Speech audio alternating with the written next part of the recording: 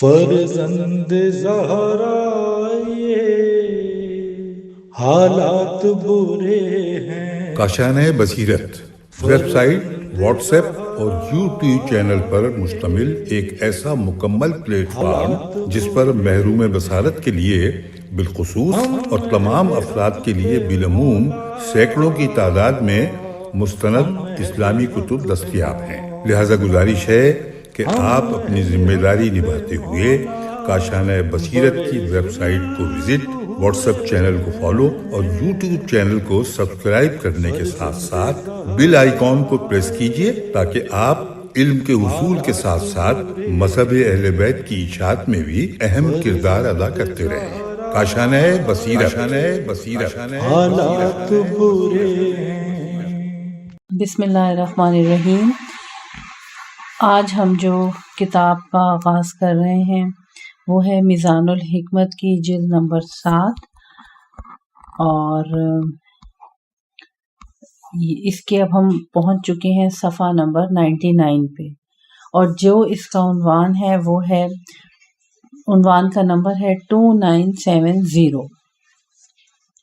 آئیے اس پارٹ کا آغاز کرتے ہیں۔ کتاب میزان الحکمت جلد نمبر 7 کا، اور موضوع ہے جس نے پہلی بار پیدا کیا ہے وہی دوبارہ پیدا فرمائے گا۔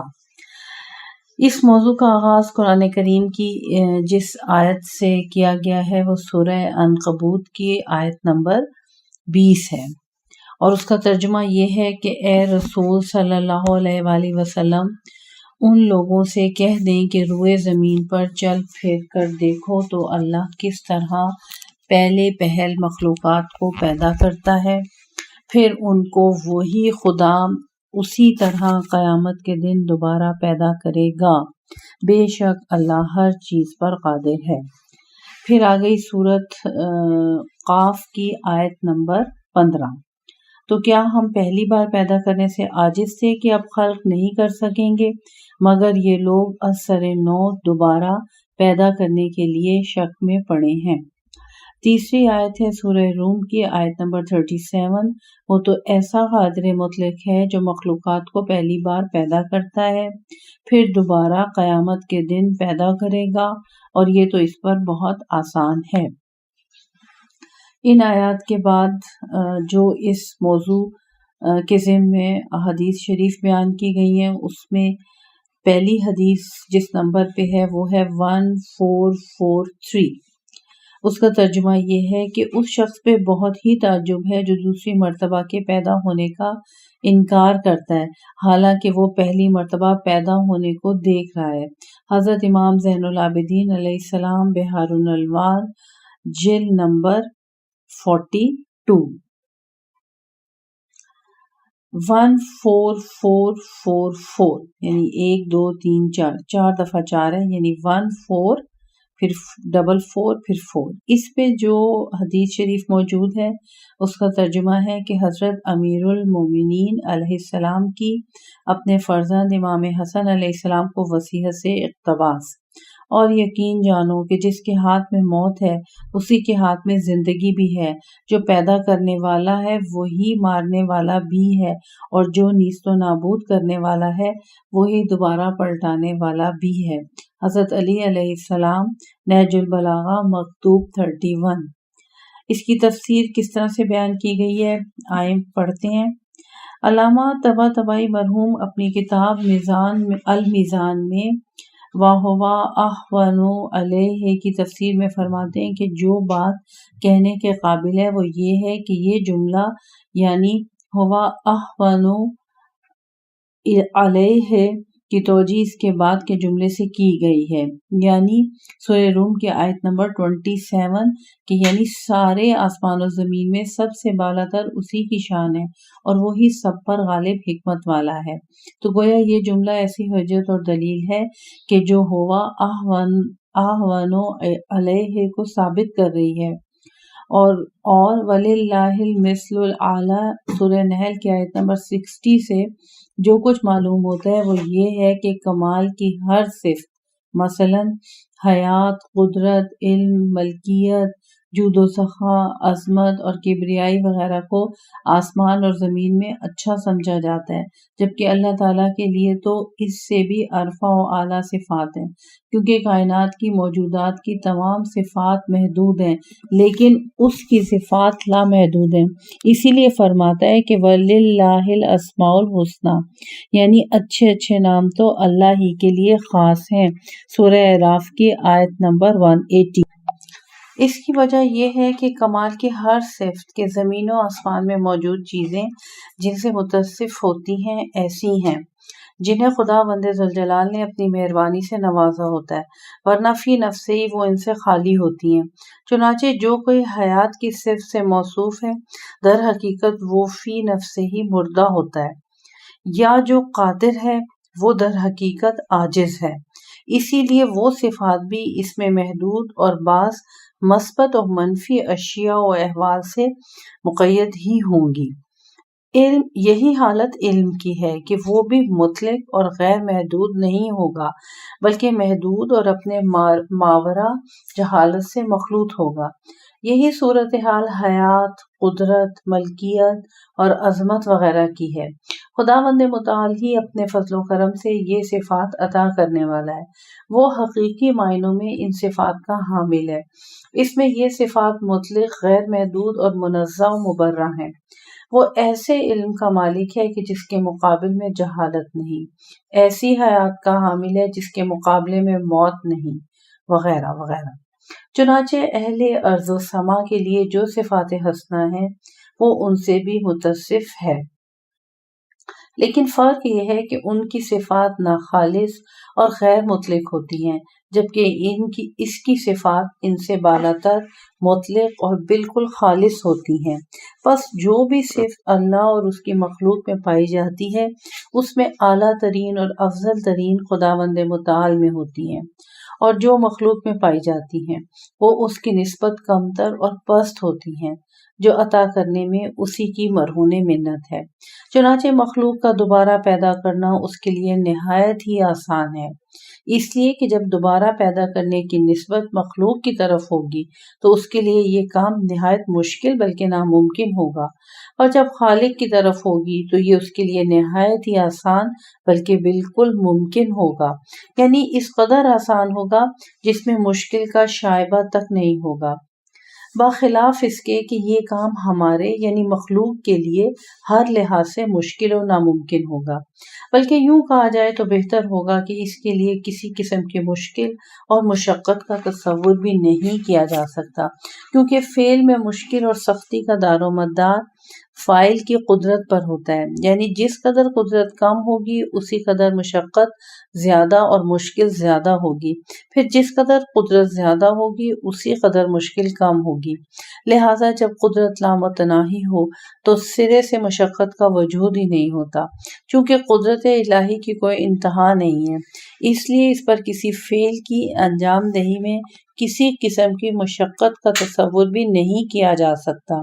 ان اللہ علی کل شیء قدیر اسی بات کی نشاندہی کرتی ہے، اسی لیے کہ جب قدرت کا ہر چیز کے ساتھ تعلق ہے تو وہ ہوگی بھی بے حد و بے انتہا۔ خوب غور کیجیے گا، تفسیر المیزان جلد نمبر 16 صفحہ نمبر 183 184۔ اگلا موضوع 2971 دوبارہ زندگی۔ قرآن مجید کی جو آیتیں دوبارہ زندگی کے ذیل میں یہاں پیش کی جا رہی ہیں ان میں سورہ روم، سورہ فاطر اور سورہ اعراف کی آیات موجود ہیں۔ آئیے ان کا ترجمہ پڑھتے ہیں۔ سورہ روم کی آیت نمبر 5، پس تم اللہ کی رحمت کے آثار کو دیکھو تو کہ وہ کیوں کر زمین کو اس کے مر جانے کے بعد زندہ فرماتا ہے، بے شک یقیناً وہی مردوں کو زندہ کرنے والا اور وہی ہر چیز پر قادر ہے۔ سورہ فاطر کی آیت نمبر 9، پھر ہم اس کے ذریعے زمین کو اس کے مر جانے کے بعد زندہ کر دیتے ہیں، یوں ہی مردوں کا جی اٹھنا ہوگا۔ سورہ اعراف کی آیت نمبر 57، پھر ہم نے اس سے پانی برسایا، اس کے ذریعے زمین سے ہر طرح کے پھل اگائے، یوں ہی ہم قیامت کے دن زمین سے مردوں کو نکالیں گے تاکہ تم لوگ عبرت و نصیحت حاصل کرو۔ آئیے اس کی تفسیر پڑھتے ہیں۔ پہلی آیت کے بارے میں علامہ طباطبائی مرحوم اپنی تفسیر المیزان میں فرماتے ہیں کہ اللہ تعالیٰ کے اس قول کے ان ذالک الحی الموتی یعنی وہی مردوں کو زندہ کرنے والا ہے سے مراد مردہ زمین کو زندہ کرنے اور مردہ لوگوں کو زندہ کرنے کے درمیان مماثلت کو بیان کرنا مقصود ہے، کیونکہ زمین ہو یا مردے انسان دونوں کو موت ہے، اور موت نام ہے محفوظ چیز سے زندگی کے آثار کا سقوط۔ حیات ان آثار کے سقوط کے بعد ان کی تجدید کا نام ہے۔ زمین و نباتات کو زندہ کرنے کی بات ثابت ہو چکی، انسان اور اس جیسی دوسری ذی حیات چیزوں کی زندگی بھی انہی کی طرح ہے۔ مثالوں کا حکم ہونی اور انہونی باتوں میں ایک جیسا ہی ہوتا ہے، لہذا جب ان میں سے بعض مثالوں کے مطابق زمین اور نباتات میں مردہ کو زندہ کیا جا سکتا ہے تو دوسری بعض مثالوں یعنی انسان وغیرہ کو زندہ کرنے کے بارے میں بھی یہی حکم لگایا جا سکتا ہے۔ المیزان جلد نمبر 16 صفحہ نمبر 213۔ اور اللہ تعالیٰ کے اس قول کے بارے میں فرمایا کہ اس سے مراد یہ ہے کہ ہم اس کے ذریعے زمین کو اس کے مر جانے کے بعد زندہ کر دیتے ہیں اور نباتات کے نہ ہونے کے بعد انہیں اگاتے ہیں۔ زمین کی طرف زندہ کرنے کی نسبت اگرچہ مجازی ہے لیکن نباتات کی طرف حقیقی ہے۔ نباتات کا غذا حاصل کرنا، نشو و نما پانا، اپنی جیسی نباتات کو پیدا کرنا اور اسی طرح کے دوسرے کام، یہ ان کی زندگی کی دلیل ہے جو اصل حیات سے جنم لیتے ہیں۔ اسی لیے بعث یعنی بے عین اور سے بعث اور مرنے کے بعد دوبارہ زندہ کرنے کو خداوند عالم نے زمین کو مرنے کے بعد دوبارہ زندہ کرنے کے ساتھ تشبیہ دی ہے، یعنی نباتات کے اپنے عمل سے رک جانے اور سردیوں میں ان کے نشو و نما کے ختم ہو جانے کے بعد پھر اثر نو رویدہ ہونے کو مرنے کے بعد زندہ ہونے سے تعبیر کیا ہے، اور پھر فرمایا ہے کذالک النشور یعنی بعث بھی اسی طرح ہوگی کہ قیامت کے دن مردوں کو زندہ کر کے انہیں قبروں سے نکالا جائے گا اور پھر انہیں ہر سو پھیلا دیا جائے گا، یہی نشور ہے۔ المیزان جلد نمبر 17 صفحہ نمبر 19۔ اگلا موضوع شروع کرتے ہیں 2972۔ زمین و آسمان کا خالق ہی مردوں کو زندہ کرنے پر قادر ہے۔ اس سلسلے میں قرآن کی جس آیت کا میں ترجمہ پڑھنے لگی ہوں وہ سورہ احقاف آیت نمبر 33۔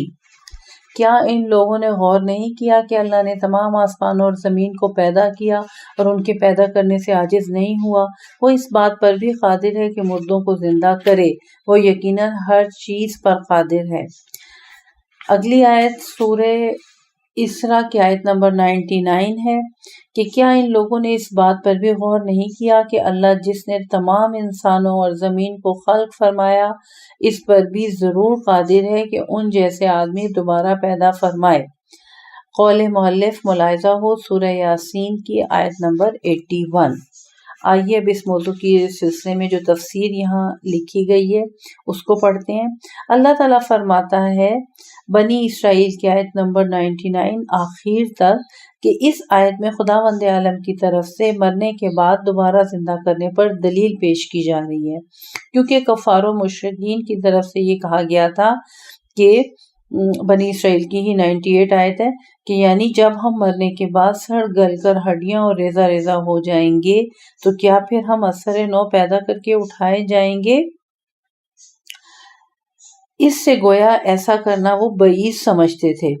وہ اس بات کو محال جانتے تھے کہ یہ دنیوی بدن منتشر ہو جاتے ہیں اور ہڈیوں کے چور چور ہو جانے کے بعد دوبارہ اثر نو پیدا کیا جا سکتا ہے، لیکن خداوند عالم نے ان کے لیے یہ دلیل پیش فرمائی ہے کہ ابدان کا پہلی مرتبہ پیدا کرنا اس کی قدرت کو ثابت کرتا ہے اور بتاتا ہے کہ اس طرح کے ابدان کو وہ اثر نو بھی پیدا کر سکتا ہے، لہٰذا ان دو صورتوں کا حکم ایک ہی ہے، یعنی پہلی مرتبہ پیدا کرنا ہو یا اثر نو انہیں خلق کرنا ہو، اس کے لیے کوئی کام مشکل نہیں ہے۔ دونوں صورتوں کے درمیان مماثلت یا مشابہت یہ ہے کہ جدید بدن اور پہلے بدن کے درمیان مقابلہ کیا جا رہا ہے۔ نفس سے قطع نظر بات کی جا رہی ہے جو انسان اور اس کی شخصیت کی حفاظت کرتا ہے۔ یہ بات آخرت والے انسان کے منافی نہیں ہے کہ وہ عین وہی انسان ہو جو دنیا میں تھا، نہ یہ کہ اصل انسان تو دنیا میں تھا لیکن اس جیسا مثالی انسان آخرت میں ہوگا، کیونکہ وحدت یعنی اکائی اور شخصیت کا دار و مدار نفس انسانی پر ہے جو اللہ سبحانہ کے ہاں محفوظ ہے، نہ تو وہ ختم ہو سکتا ہے اور نہ ہی معدوم۔ لہذا جب جدید خلق شدہ بدن سے متعلق ہوگا تو وہ وہی دنیوی انسان ہوگا جس طرح کہ وہ دنیا میں ایک شخصی اکائی تھا اور مختلف ادوار میں بدن کے تمام اجزاء کے متغیر ہو جانے کے باوجود اپنی شخصی اکائی پر باقی رہے گا۔ اس بات کی دلیل جو انسان کی اصل حقیقت ہے اور وہ اس کا نفس ہے، جو اپنے اجزاء کے متفرق ہونے اور صورت کے تبدیل ہونے کے باوجود خداوند عالم کے نزدیک بعین ہی محفوظ ہے۔ خداوند عالم کا قول بھی ہے جہاں فرماتا ہے کہ یعنی یہ لوگ جب ہم زمین میں ناپید ہو جائیں گے تو کیا ہم پھر نیا جنم لیں گے؟ بلکہ یہ لوگ تو اپنے پروردگار کے سامنے حضوری ہی سے انکار کرتے ہیں۔ اے رسول صلی اللہ علیہ وآلہ وسلم، کہہ دو کہ ملک الموت جو تم پر تعینات ہے وہی تمہاری روحیں قبض کرے گا، اس کے بعد تم سب کے سب اپنے پروردگار کی طرف لوٹا دیے جاؤ گے۔ سورہ سجدہ کی آیت نمبر 10 اور 11 کا ترجمہ تھا جو میں نے ابھی پڑھا ہے۔ چونکہ ان لوگوں نے موت کو مشکل سمجھ لیا تھا، انسان کے اعضائے بدن کے متفرق ہو جانے اور ان کے فنا ہو جانے کے بعد پھر پیدا کرنے کو محال سمجھ لیا تھا، اسی لیے انہیں یہ جواب دیا گیا کہ ملک الموت انسان کی روح کو قبض کرے گا اور اسے مکمل طور پر بارگاہ رب العزت میں پہنچائے گا۔ اسی لیے نہ تو اس کے ناپید ہونے کا امکان ہے اور نہ ہی اعضائے متفرقہ کے گم ہونے کا اندیشہ ہے۔ اگر متفرق یا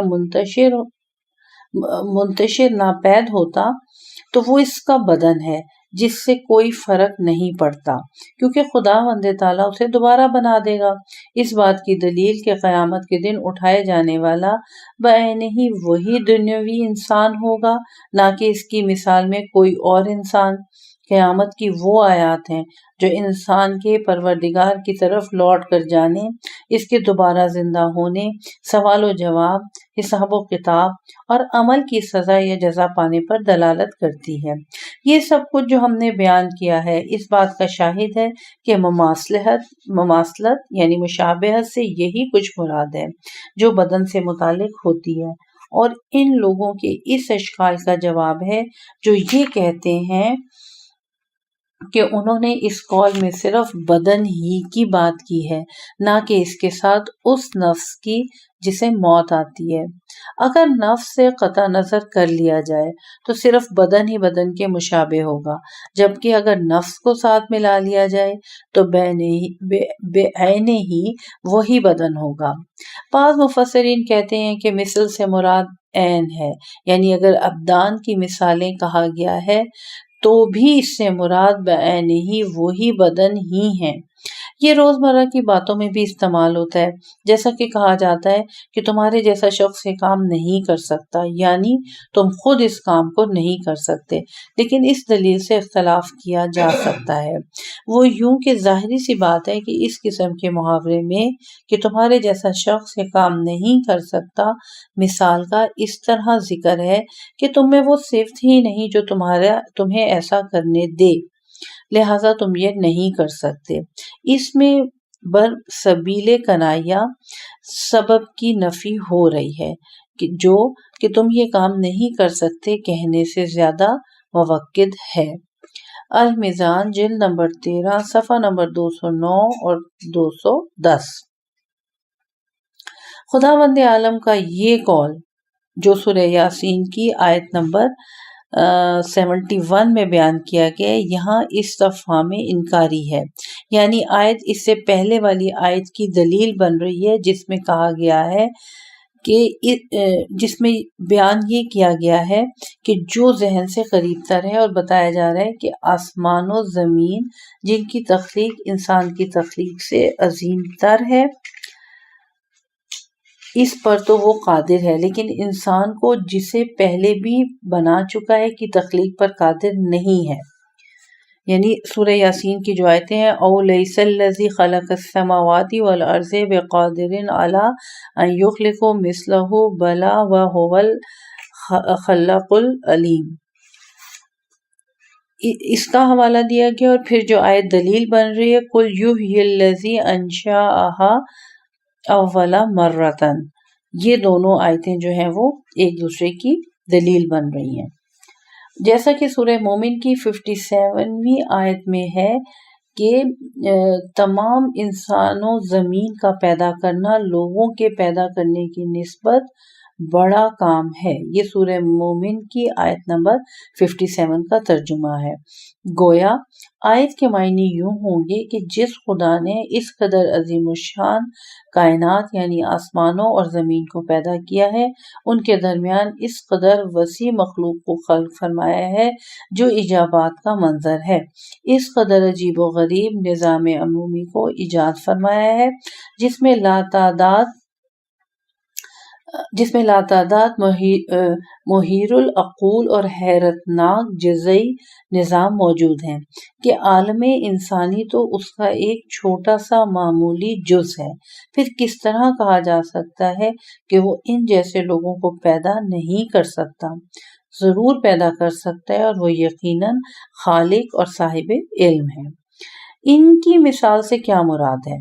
ایک قول یہ ہے کہ اس سے مراد خود وہی لوگ اور ان جیسے دوسرے لوگ، لیکن مثل کے یہ معنی نہیں ہو سکتے کیونکہ لغت و عرف ان معنی کو قبول نہیں کرتے۔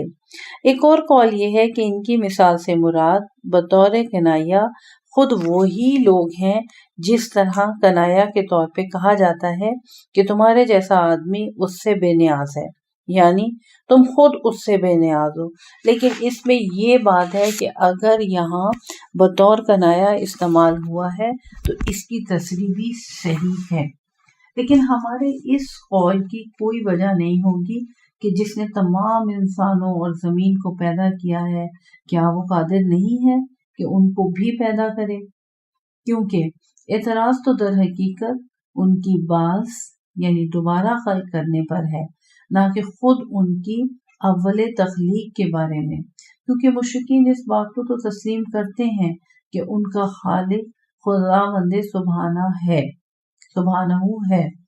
ایک اور یہ بھی ہے کہ مثلہم میں ہم کی ضمیر سماوات والارض یعنی آسمانوں اور زمین کے لیے ہے، کیونکہ آسمان و زمین میں صاحبان عقل رہتے ہیں، اسی لیے ذوی العقول کی ضمیر ہوا کو غلبہ کے طور پر ان کی طرف لوٹایا گیا ہے۔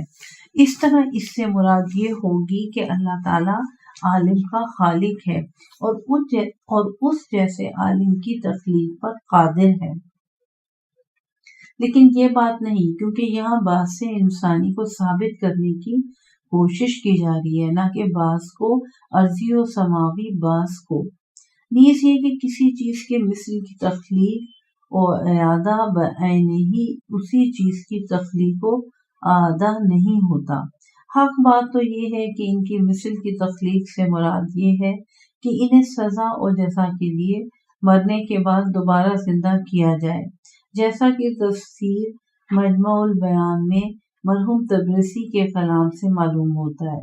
وہ فرماتے ہیں کہ انسان نفس و بدن کا مجموعہ ہے، بدن اپنی اس تخلیق و موجودہ دنیا میں ہمیشہ تغیر و تبدل و تجزیہ و تحلیل سے دوچار رہتا ہے۔ ہر مرکب اپنے کسی ایک جز کے ختم ہو جانے سے ختم ہو جاتا ہے، کیونکہ وہ ہر آن اور ہر لمحے تبدیل ہوتا رہتا ہے، یعنی جیسا اس وقت ہے وہ بعین ہی اس سے پہلے کی آن میں نہیں تھا۔ جبکہ انسان کی شخصیت اس کے نفس یعنی روح سے محفوظ ہے، جو مجرد ہے، مادہ اور اس پہ طاری ہونے والے تغیر و تبدل سے منزہ و مبرہ اور موت و فاسد ہونے سے محفوظ ہے۔ خداوند عالم کے کلام سے جو نتیجہ نکلتا ہے وہ یہ ہے کہ جان جاتی نہیں مرگے بدن سے، وہ محفوظ رہتی ہے اور خداوند عالم کی طرف لوٹ جاتی ہے، جیسا کہ خداوند متعال فرماتا ہے سورہ الف لام میم سجدہ کی آیت نمبر 11 میں کیا فرماتا ہے؟ ہم ترجمہ پڑھتے ہیں کہ یہ لوگ کہتے ہیں کہ جب ہم زمین میں ناپید ہو جائیں گے تو کیا پھر نیا جنم لیں گے؟ بلکہ یہ لوگ اپنے پروردگار کے سامنے حاضر ہونے سے انکار کرتے ہیں۔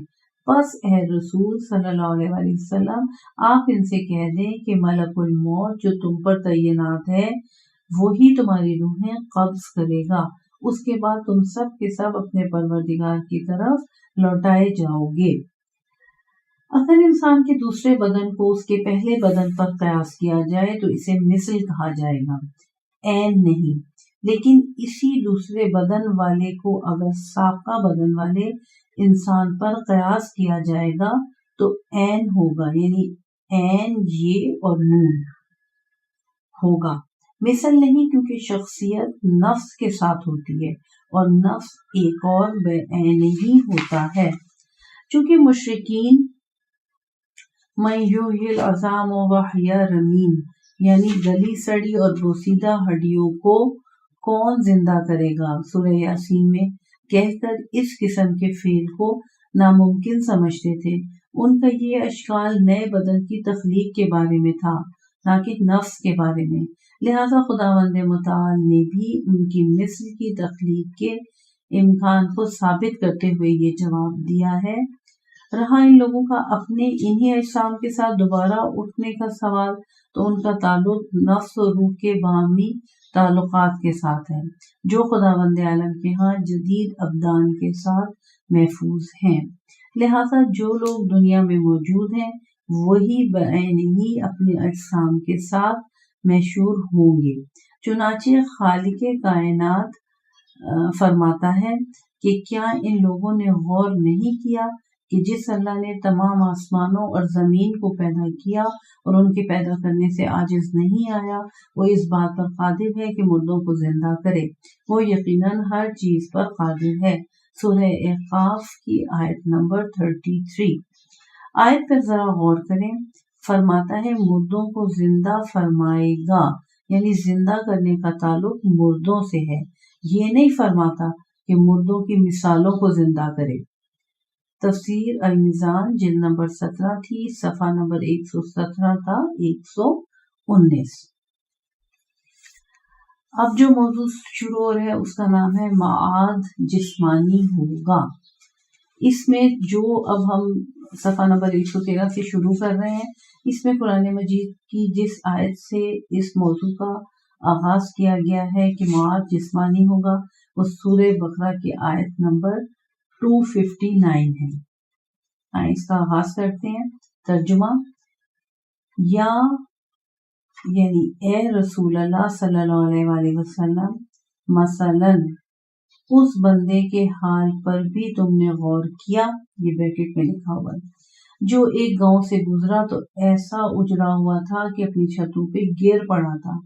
وہ بندہ کہنے لگا، یا اللہ، اب تو اس گاؤں کو ایسی ویرانی کے بعد کیوں کر آباد کرے گا؟ اس پر اللہ نے اسے مار ڈالا اور 100 برس تک مردہ رکھا، پھر اس کو زندہ کیا اور پوچھا، تم کتنی دیر پڑے رہے؟ عرض کیا، 1 دن یا اس سے بھی کم۔ فرمایا، نہیں، تم اسی حالت میں 100 برس پڑے رہے۔ اب ذرا اپنے کھانے پینے کی چیزوں کو دیکھو کہ ابھی تک خراب نہیں ہوئی، نیز ذرا اپنے گدھے کو دیکھو۔ یہ سب اس واسطے کیا تاکہ لوگوں کے لیے تمہیں قدرت کا نمونہ بنائیں۔ اب ان ہڈیوں کی طرف دیکھو کہ ہم کیوں کر ان کو جوڑ جاڑ کر ڈھانچہ بناتے ہیں، پھر ان پر گوشت چڑھاتے ہیں۔ بس جب ان پر یہ ظاہر ہوا تو بے ساختہ بول اٹھے کہ اب میں یقین کامل کے ساتھ کہتا ہوں کہ اللہ ہر چیز پر قادر ہے۔ دوبارہ سورہ بقرہ کی ہی آیت جو ہے وہ اس ضمن میں پیش کی جا رہی ہے۔ سورہ بقرہ کی آیت نمبر ہے 260 اور موضوع ہے معاد جسمانی ہوگا۔ اسی کے ذیل میں دوسری آیت پیش کی جا رہی ہے، اور اے رسول صلی اللہ علیہ وآلہ وسلم، وہ واقعہ بھی یاد کرو جب ابراہیم علیہ السلام نے اللہ سے درخواست کی کہ اے میرے پروردگار، مجھے دکھا دے کہ تم مردوں کو کیوں کر زندہ کرتا ہے۔ اللہ نے فرمایا کہ کیا تمہیں مکمل اس کا یقین نہیں؟ عرض کیا کیوں نہیں، یقین تو ہے مگر آنکھ سے دیکھنا اس لیے چاہتا ہوں کہ میرے دل کو مکمل اطمینان ہو جائے۔ اللہ نے فرمایا اچھا، پھر 4 پرندے لو اور ان کو اپنے پاس منگا لو، یعنی ان کے ٹکڑے ٹکڑے کر ڈالو، پھر ہر پہاڑ پر ان کا ایک ایک ٹکڑا رکھ دو، اس کے بعد ان کو بلاؤ، پھر دیکھو تو کیوں کر وہ سب کے سب تمہارے پاس دوڑتے ہوئے آتے ہیں، پس جان لو کہ بے شک اللہ غالب اور حکمت والا ہے۔ اسی میں جو آیت اب دوبارہ پیش کی گئی ہے، سورہ یاسین کی آیت نمبر 78 اور 79 کا ترجمہ۔ اور ہماری نسبت باتیں بنانے لگا، اپنے خلقت کی حالت بھول گیا، کہنے لگا کہ بھلا جب یہ ہڈیاں گل سڑ کر خاک ہو جائیں گی تو پھر کون دوبارہ انہیں زندہ کر سکتا ہے؟ اے رسول صلی اللہ علیہ وسلم، آپ ان سے کہہ دیں کہ ان کو وہی زندہ کرے گا جس نے ان کو جب یہ کچھ نہ تھے پہلی مرتبہ زندہ کیا، اور وہ ہر طرح کی پیدائش سے واقف ہے۔ اگلی آیت پیش کی گئی ہے سورہ قیامت کی آیت نمبر 3 اور 4۔ کیا انسان یہ خیال کرتا ہے کہ ہم اس کی ہڈیوں کو بوسیدہ ہونے کے بعد جمع نہ کریں گے؟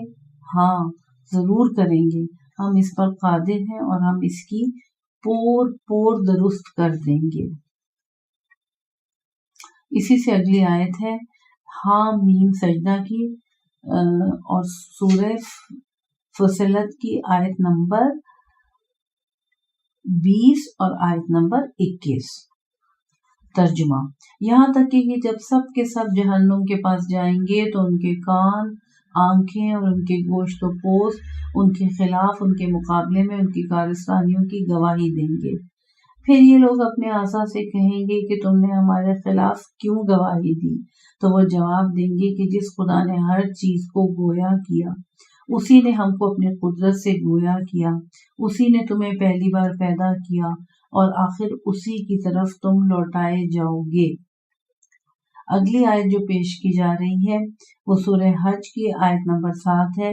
وَأَنَّ اللَّهَ يَبْعَثُ مَن فِي الْقُبُورِ، اور بے شک جو لوگ قبروں میں ہیں ان کو اللہ دوبارہ زندہ کرے گا۔ اب آ جائیں اسی موضوع سے متعلقہ جو احادیث شریف بیان کی گئی ہیں اس کو پڑھتے ہیں۔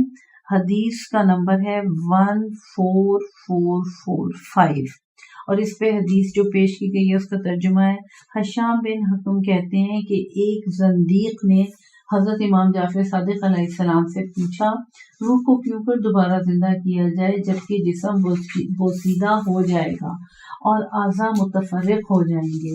کوئی اس کسی علاقے میں ہوتا ہے جسے وہاں کے درندے کھا جاتے ہیں، کوئی کسی اور جگہ پر جسے وہاں کے حشرات الارض چٹ کر جاتے ہیں، کوئی عضو مٹی بن جاتا ہے جس کا گارا بنا کر دیواریں کر لی جاتی ہیں۔ امام علیہ السلام نے فرمایا، جس ذات نے پہلے اسے کسی چیز کے بغیر وجود عطا فرمایا اور کسی مثال کے بغیر اسے صورت بخشی، وہ اس بات پر قادر ہے کہ اسے پہلے کی طرح دوبارہ زندہ کرے۔ بحار الانوار جلد نمبر 7 صفحہ نمبر 37۔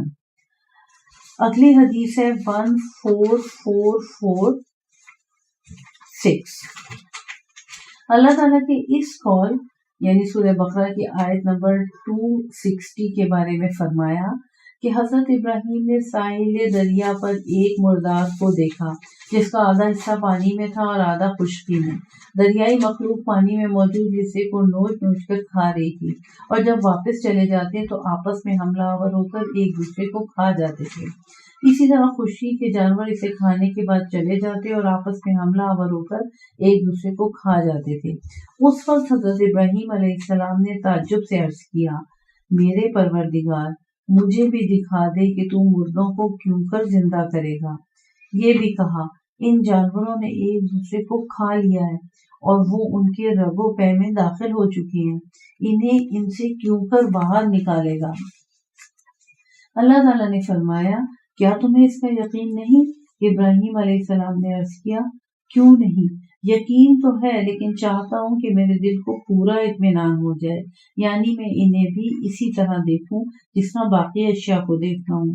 خداوند متعال نے فرمایا، اچھا تو پھر ان 4 پرندوں کو لو اور ان کو اپنے پاس منگوا لو۔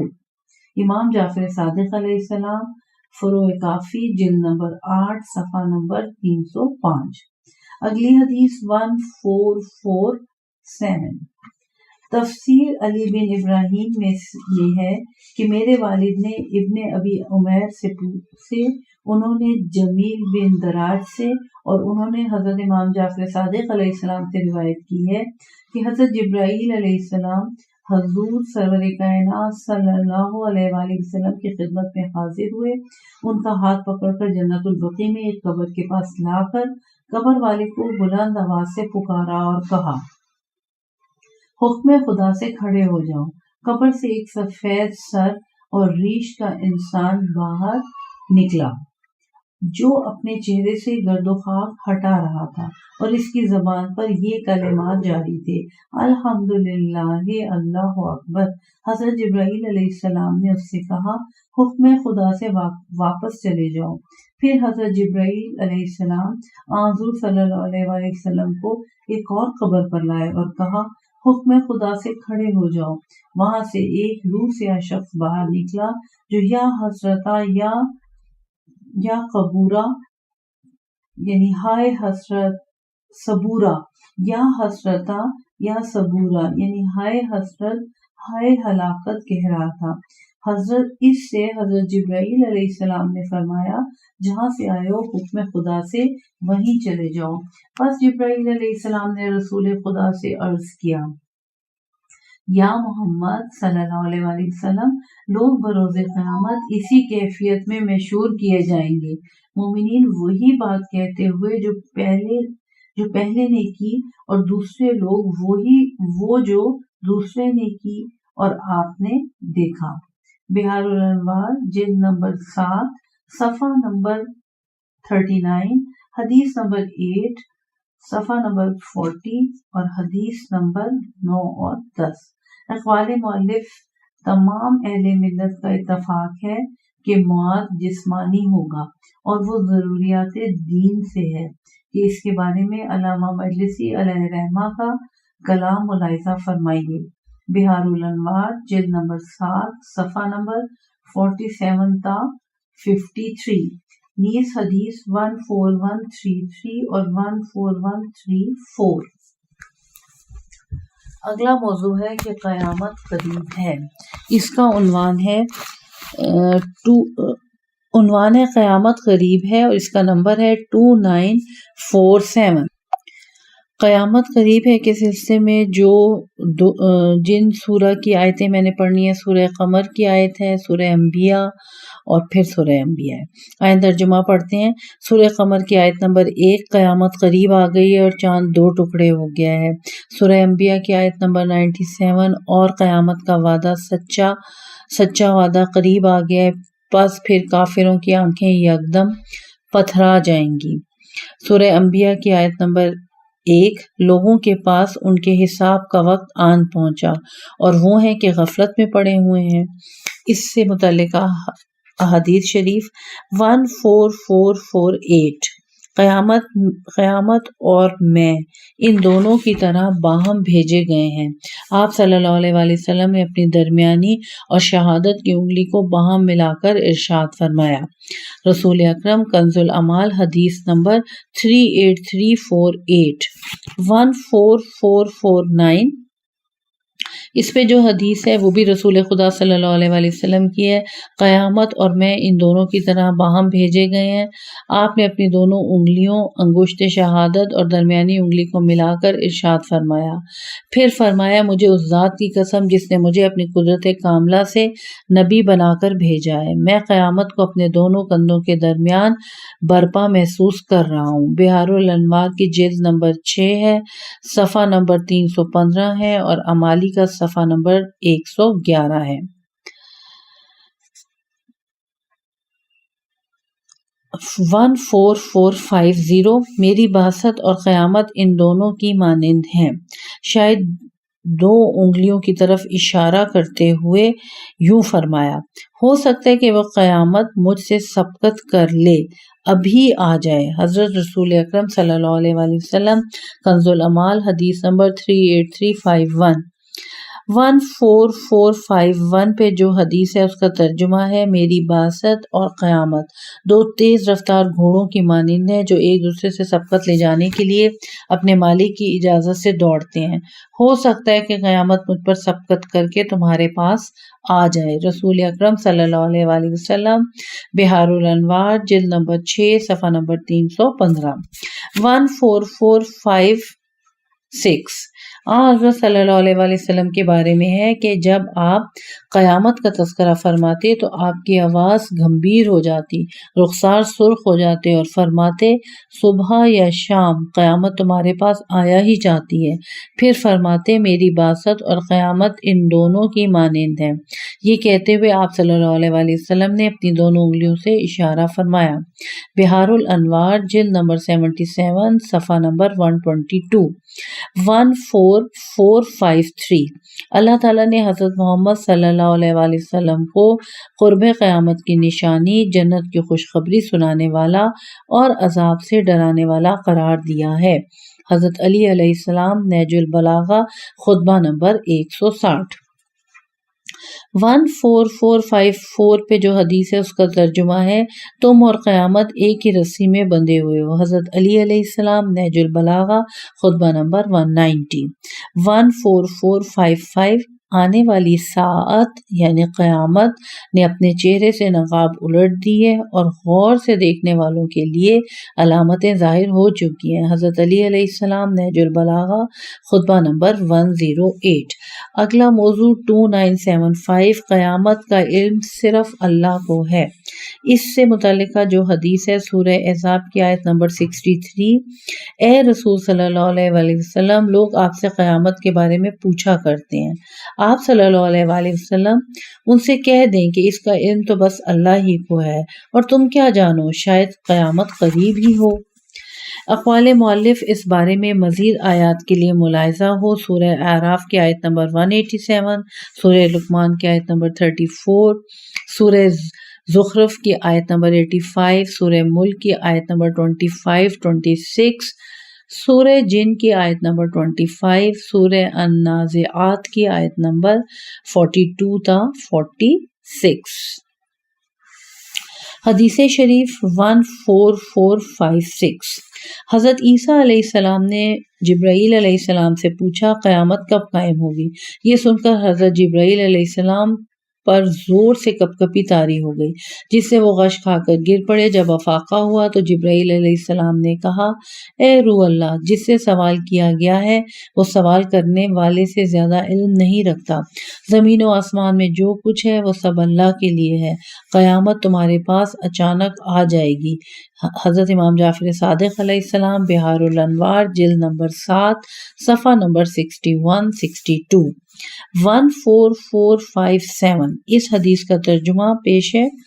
قریش نے اپنے 3 افراد نضر بن حارث بن کلدہ، عقبہ بن ابی معیط اور عامر بن واصلہ کو یثرب یعنی مدینہ طیبہ اور نجران کی طرف بھیجا تاکہ وہ یہود و نصارہ سے کچھ مسائل سیکھ کر وہی سوال رسول خدا صلی اللہ علیہ وآلہ وسلم سے کریں۔ چنانچہ علماء یہود و نصارہ نے ان تینوں کو کہا، ان سے چند ایک سوالات کرو، اگر انہوں نے ان سوالات کے جواب دے دیے تو وہی پیغمبر ہیں جن کا ہمیں انتظار ہے اور توریت نے جن کی خبر دی ہے۔ پھر اس کے بعد ایک اور سوال کرو، اگر انہوں نے اس علم کا دعویٰ کیا پھر وہ جھوٹے ہیں، نعوذ باللہ، کیونکہ اس کا علم اللہ کے سوا کسی کو نہیں، اور وہ ہے قیامت کا قائم ہونا۔ چنانچہ وہ تینوں افراد یہود و نصارہ کے علماء سے یاد کردہ مسائل رسول اکرم صلی اللہ علیہ وآلہ وسلم کے پاس لائے۔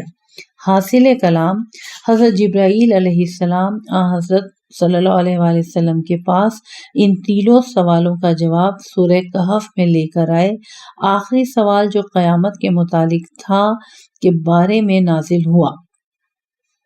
سورہ اعراف کی آیت نمبر 187، یعنی اے رسول صلی اللہ علیہ وآلہ وسلم، آپ سے لوگ قیامت کے بارے میں پوچھا کرتے ہیں کہ اس کا وقت مقرر کون سا ہے، کہیں اس کا تھل بیڑا بھی ہے، کہیں اس کا تھل بیڑا بھی ہے، کہہ دیجئے کہ اس کا علم تو بس میرے پروردگار کو ہی ہے، وہی اس کے وقت معین پر اسے ظاہر فرما دے گا۔ وہ تمام آسمان و زمین میں ایک کٹھن وقت ہوگا، وہ تمہارے پاس اچانک آ جائے گی۔ آپ صلی اللہ علیہ وآلہ وسلم سے لوگ اس طرح پوچھتے ہیں، گویا آپ اس سے بخوبی واقف ہیں۔ آپ صاف صاف کہہ دیجئے کہ اس کا علم تو بس اللہ ہی کو ہے، مگر اکثر لوگ نہیں جانتے۔ بحار الانوار کی جلد نمبر 62، منقول از تفسیر نعمانی۔ یہاں ہم اس پارٹ کا اختتام کرتے ہیں۔ صفحہ نمبر 121 پر یہ موضوع اپنے اختتام کو پہنچے۔ ابھی کتاب میزان الحکمت جاری ہے اور اگلے صفحے 122 صفحے سے نئے موضوع کا دوبارہ سے آغاز